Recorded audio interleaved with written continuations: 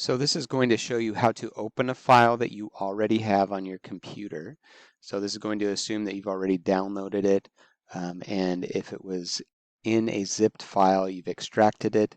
Photoshop will not open zipped files. It will open JPEGs, PNGs, PSDs, TIFFs, GIFs, other types of photo files as well. When you open Photoshop, you'll have a screen that looks like this, or similar to it. Depending on what version you have, there will be open or open file on the left, and that's the one that I'm going to click. So I've already downloaded it, and then I'm going to navigate on my computer to where that's at.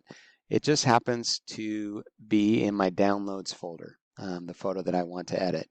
So I'll navigate to that and click on the photo that I want, and I'll click open, and it's going to open it right there in front of me on my desktop.